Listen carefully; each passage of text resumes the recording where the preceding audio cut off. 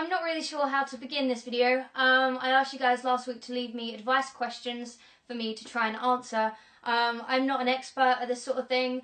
I'm just going to give my opinions on what you should do in these situations. I might be right, I might be wrong, but I hope this is helpful. Also, if I didn't answer your question in this video, ask it again in the comments below, because I got questions in the hundreds last week. So obviously I can't answer everyone's question. It doesn't mean I'm ignoring you. It's literally a case of just trying to choose the questions that I can answer, because again, like I said, I'm not an expert. Right, okay, so let's get on with this week's questions. My friends always pressure me into doing things I don't want to do, like smoking and alcohol. I don't know how to make them stop, and it's beginning to get out of hand. Do you have any advice? I would say genuinely just look them in the eye, don't be shy about it, and just say, I don't want one. Thank you. If it's a drink, or if it's a cigarette, or if it's drugs, just say, no, I don't want them. I'm just not interested, thank you. And if they're your true friends, they won't take the piss out of you for that. They'll just, you know, accept that you don't want to try that stuff. It doesn't make you uncool. And to be honest, if you've got friends that are trying to pressure you into taking things that you don't want to, are they really your friends? I know exactly how hard it can be to sort of lose people you feel like you're close with, but in the long run, if they're people that aren't good for you, you may be better off just distancing yourself from them. How should I tell my mum I have a girlfriend? By the way, I'm a girl. If you are coming out as gay, I don't think I'm the right person to ask. I get asked this every single time that I make a video. How do I come out to my parents?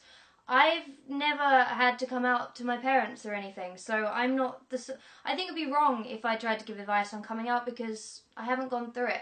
What I will do is I will try and find my favourite sort of coming out videos and the most useful ones, and I will leave them in the comments, not the comments, I'll leave them in the description below so you guys can check them out. Because like I said, they're actually from people's experiences, and I don't have any experiences, so I'm sorry, I can't help. And if anyone asks in the future, like, how do I come out, I can't answer that. I'm sorry. I'm 14, I've started to get discharged, but I haven't had a period. I don't know how long till my period will start, but I'm very worried about telling my mum when the time comes. Any tips? Why are you worried? Your mum also has a period. It's nothing to be ashamed about. It means that you're growing up. You're going through puberty, and it's a natural thing. So you really don't have anything to be worried about, because she's been through it. I suppose if you're really too afraid for some reason to tell your mum that you started your periods, perhaps there's an aunt or a grandmother you can ask, or even a teacher. That sounds really embarrassing, but get your teacher on their own, because, well, I mean, especially if they have a vagina, then they will have experience with periods and they'll be able to help you. Also, with the whole discharge thing, like, that is a natural thing for people with vaginas to go through, especially when you're about 13, 14, 15. You will get it in sort of irregular bursts, and you'll feel like, oh my god, I've ruined my underwear. So I would advise wearing panty liners at all times, because you just don't know. It's not like a period where you can just expect it to happen. It does just come in random bursts. So, not bursts, it doesn't go psh, but, you know, it's not like a Spider-Man. I'm gonna stop. Are you naturally thin, or do you do any kind of special diet or exercise? I had a whole 10-inch pizza to myself for lunch, so it's definitely a special diet. No, I think I just have a very good metabolism. I've tried dieting in the past, and I have found diets that have worked, but to be honest, I think a lot of my weight management is because I do have a high metabolism. I just don't really gain weight, and that's, you know, that unless I have like tons and tons and tons of sugar and fat, like, I just don't gain weight. So I don't do anything to keep myself slim, but I would recommend for metabolism. I made a whole video on herbal teas, and they can help to control your metabolism, so can't speak today. How do you begin to trust someone again after being cheated on? I have never been cheated on, that I know of, but honestly, I couldn't trust someone again if they cheated on me. I wouldn't be able to go back to them, because I know what they're capable of. I guess if you really love them and you want to make it work, then you both need to sit down and talk about why that person cheated on you. Were they unhappy, or did they just find that other person more attractive? But essentially, if someone cheats on you and it's not just a drunken kiss or something, if it's a conscious decision that they've made, that is just complete disrespect to you. So I personally think that once someone's cheated, you can't really go back. So again, it's hard to give advice on something that I haven't gone through, but I would say just end it. I've really wanted a baby for ages. It's recently got worse because my auntie's just had a baby. I don't know what to do because I'm only 16 and I'm scared I'll try to get myself pregnant. Oh, well, I have a lot of friends who got pregnant at 16 and they now have children and they're very happy. But I would suggest, naturally, I would suggest holding off for a little while. I guess if you're really, really broody, which is a natural thing, I guess if you're really broody, perhaps try and offer to look after your aunt's baby for a couple of nights, because I'm pretty sure the 3 a.m. feeds will soon put you off having children. But if that doesn't work and you end up getting more broody, what I would say is make a list of all the things that you want to do before you have a baby, such as like what countries you want to visit and get a full-time job and find a boyfriend, get married, have all this list of things that you can tick off, and then once you've ticked it off, then think about having babies. But I would say, like, once you have children, it becomes very difficult to live your own life in terms of going on holiday and just going out when you want. Your whole life is dictated by your baby. You will lose a lot of the freedom that you had before. So I would definitely think about it, and also remember that your baby needs to have a really happy environment, a mum that's sort of, you know, got a steady job and has steady relationships around her, has a steady home, has people, well, you know, I don't think it's best just to get pregnant because you want a baby just like that. Especially if you're saying you're going to try and get yourself pregnant. I mean, that would probably end up deceiving the father of the child as well. So I would just make a list and wait a little while. I have anxiety and it stops me from doing lots of things I want to do, such as traveling to different places of the world. Do you have any tips on how to prevent me being so anxious all the time? I get asked questions on anxiety 24/7 because you guys know that I had a specialised type of anxiety / panic disorder. So what I would say is that I am not going to be able to answer all of your questions on anxiety because I didn't have generalised anxiety disorder. I didn't have social anxiety. I had something that was quite close to what you'd call separation anxiety, which is having sort of anxiety attacks brought on by not being with someone or not being able to get a hold of someone. And I had anxiety from not being able to get through to my mum and dad on the phone. I would think, oh my god, are they dead? Are they okay? What's going on? Are they ill?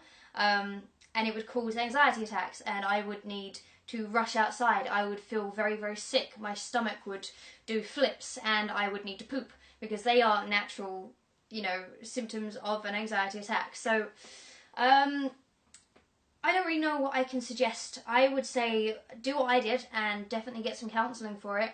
I saw a guy for one session and he said, I'm going to put you on these tablets, and within about 2 months, I'm pretty much, my anxiety is quite low now. I still get it. I still wouldn't be able to travel long distances like Australia or stay in America for more than 2 weeks or so. But it is getting better, so I would suggest going to a doctor even and just asking to be put on anti-anxiety medication. I'm on something called citalopram, I believe it's called. I'm only on about 10 micrograms, so it's quite small. And obviously that amount can get raised or lowered.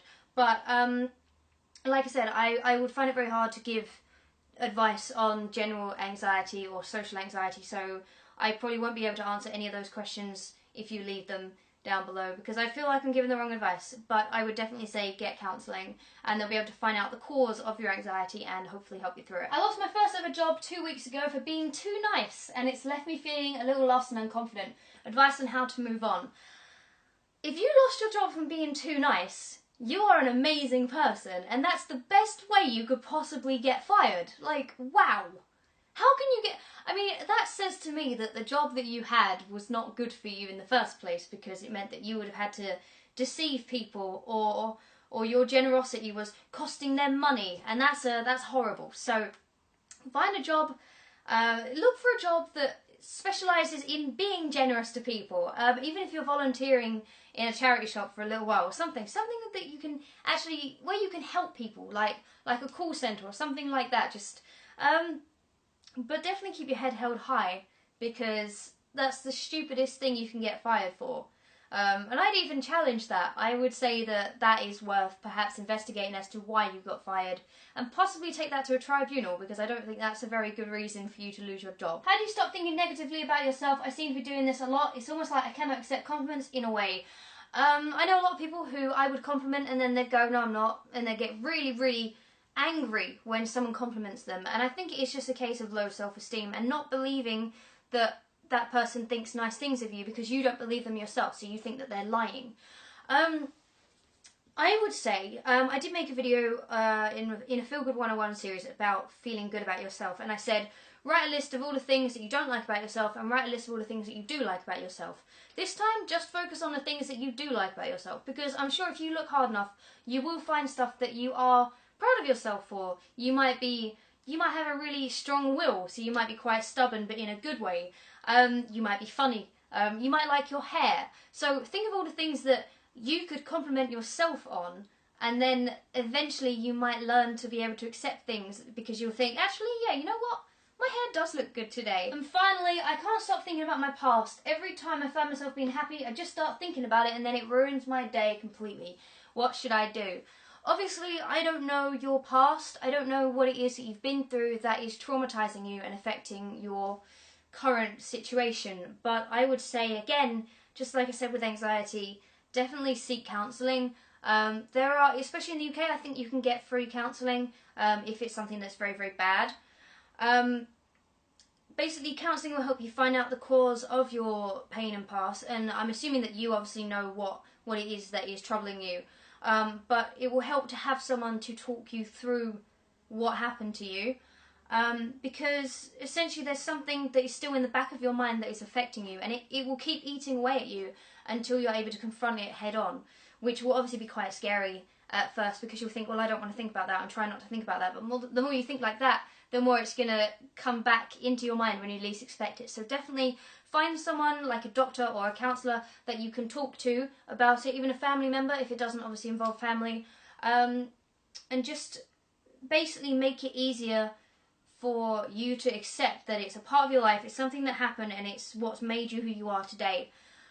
So basically just become familiar with what happened, and eventually I think you'll be less afraid of it coming up in everyday situations. So that's all I have time for on this advice video. Again, I'm sorry if I didn't answer your question. Leave your questions in the comments down below if you want me to answer them, if you think I have any good advice for you. Again, I'm not professional, so I'm sorry if this advice doesn't work for you, but this is just, I assume, what I would do in those situations. So I hope you have a good one, and I will see you guys on Thursday. Bye!